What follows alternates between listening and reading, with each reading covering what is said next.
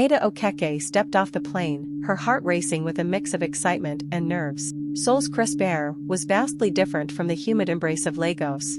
Clutching her bag, she walked through the crowded airport, her skin a stark contrast against the sea of pale faces. Her father, a Nigerian billionaire, had insisted on sending her to one of Korea's most prestigious high schools to challenge her and broaden her horizons. At the gates of Hanseong International High, a massive banner welcomed the new students.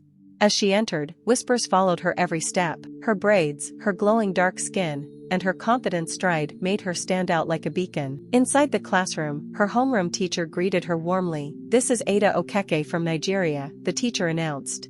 "Please make her feel welcome." Ada scanned the room, locking eyes with students who either looked curious, indifferent, or outright hostile. Among them was Ji-hoon, whose eyes lingered on her a little longer than everyone else's, though she didn't notice. Lunchtime was a lonely affair. Ada sat in the corner of the cafeteria, pushing her food around her tray. The whispers hadn't stopped. A group of girls nearby giggled, staring and pointing at her braids. Suddenly, a tray landed on her table.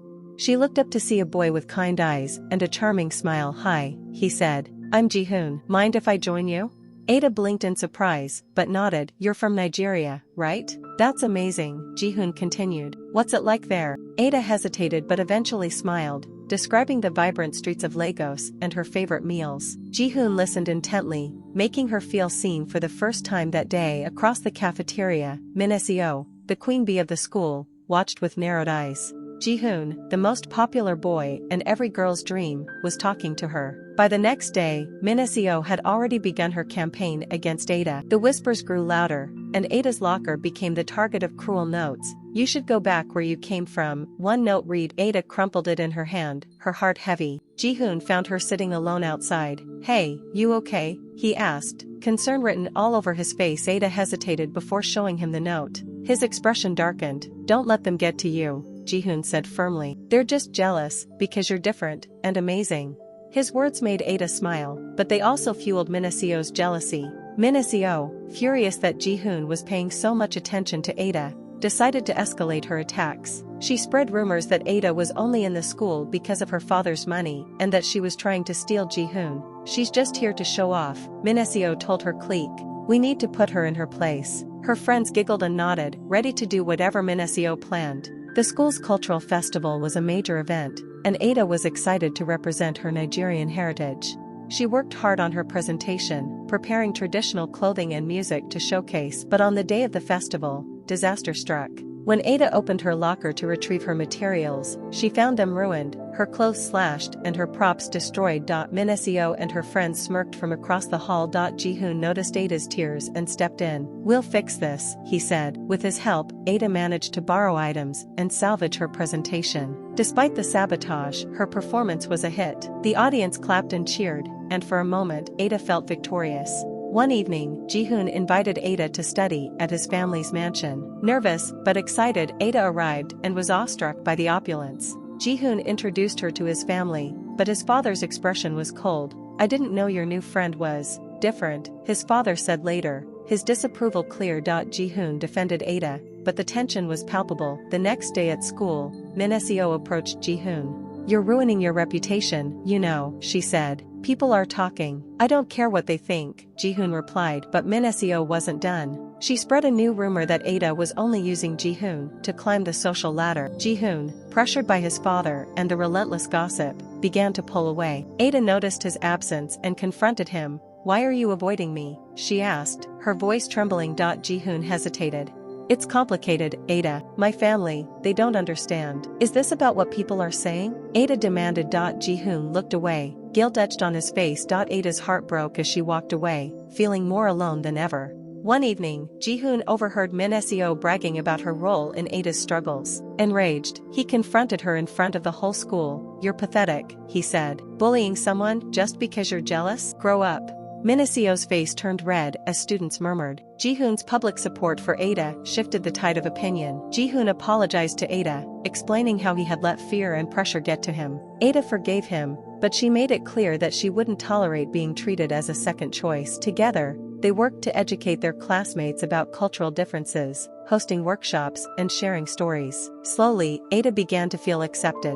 As graduation approached, Ada reflected on her journey. She had faced prejudice, betrayal, and heartbreak, but she emerged stronger. Ji-hoon, now her best friend and confidant, stood by her side. Ada's story inspired change, not just in her school, but in her own heart. She realized that being different was her strength, not her weakness. Just as Ada was beginning to feel at ease, a new storm began brewing. Ji-hoon's older cousin, Eun-woo, returned to town. Eun-woo, charming and ambitious, had always been the golden child of Ji-hoon's family. Upon meeting Ada, Eun-woo feigned kindness, but secretly saw her as a threat to his family's reputation. "Why are you risking everything for this, outsider?" Eun-woo asked Ji-hoon privately. "She's not just an outsider, she's my friend," Ji-hoon retorted. Eun-woo didn't buy it. He began planting doubts in Ji-hoon's mind, claiming that Ada might only be using him for protection or influence. Ji-hoon, though steadfast, couldn't shake the unease Eun-woo's words caused. One morning, Ada found an envelope in her locker. Inside was a handwritten note. "Go back to where you came from. You don't belong here. If you stay, things will only get worse." Shaken, Ada showed the note to Ji-hoon, who immediately suspected Eun-woo's involvement. However, without proof, there was little they could do. Ji-hoon vowed to protect Ada, but she started feeling isolated again, questioning if her decision to study abroad was worth it. Meanwhile, Ji-hoon's parents called for a family meeting. His father, frustrated by the growing rumors about Ji-hoon and Ada, demanded that Ji-hoon distance himself from her. "This is for your own good, Ji-hoon," his father said sternly. "You're risking your future and our family's reputation." "I won't abandon my friend," Ji-hoon argued. Eun-woo sided with Ji-hoon's father, adding fuel to the fire. But Ji-hoon's mother, though silent during the meeting, later approached Ji-hoon privately. "Follow your heart, Ji-hoon," she said softly. "I see something special in her." The bullying escalated when Min-seo and Eun-woo secretly teamed up. Min-seo fed Eun-woo rumors and photos of Ada and Ji-hoon, which Eun-woo used to convince Ji-hoon's father that Ada was a bad influence. During a school event, Eun-woo staged an embarrassing moment for Ada by sabotaging her presentation. As Ada stood in front of the school, her slides were replaced with edited images mocking her heritage. The auditorium erupted in laughter. Ji-hoon rushed to Ada's side, furious. "This is too far," he said, glaring at the crowd. "I can't take this anymore." "Ji-hoon," Ada whispered, tears streaming down her face. Despite her humiliation, Ada decided to fight back. She approached the school administration and reported the bullying, including the anonymous threats. With Ji-hoon's help, she gathered evidence, including a recording of Min-seo and Eun-woo discussing their plans. When confronted by the principal, Min-seo broke down and confessed, implicating Eun-woo. The scandal rocked the school, and Eun-woo was forced to apologize publicly. Ada's courage earned her respect from many students, and the administration promised to enforce stricter anti-bullying measures. Amidst the fallout, an unlikely ally emerged, Min-seo. After being ostracized by her friends, she approached Ada. "I'm sorry," Min-seo said, her voice trembling. "I was jealous and wrong. Can we start over?" Ada was hesitant, but decided to give Min-seo a chance. Their budding friendship surprised everyone, including Ji-hoon, who remained cautious. At home, tensions reached a boiling point. Ji-hoon's father gave him an ultimatum: cut ties with Ada or risk being disowned. Ji-hoon, torn between his family and his principles, made a bold decision.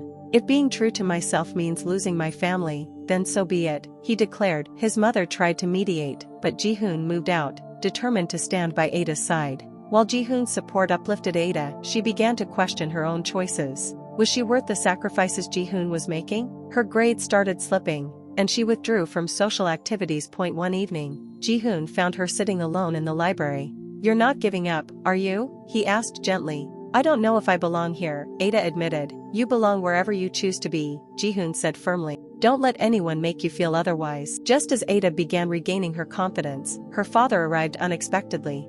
He had heard about the bullying and Ji-hoon's family's reaction. "Ada, I sent you here to grow, not to suffer," he said. "If you want to come home, say the word." But Ada surprised him. "I faced too much to leave now, Dad. I want to stay and finish what I started." Moved by her resolve, her father promised to support her in any way he could. Graduation day arrived, and Ada stood tall among her peers. Despite the trials, she had not only survived, but thrived. Min-seo, now her friend, gave a heartfelt speech about learning from mistakes and valuing diversity. Ji-hoon, proud and unyielding, celebrated alongside Ada. His relationship with his family remained strained, But his mother's quiet support gave him hope. As Ada received her diploma, the auditorium erupted in applause. She had proven that resilience and kindness could transcend borders. The future was uncertain, but Ada was ready to face it head-on, knowing she had a true friend in Jihoon and the strength to overcome any obstacle.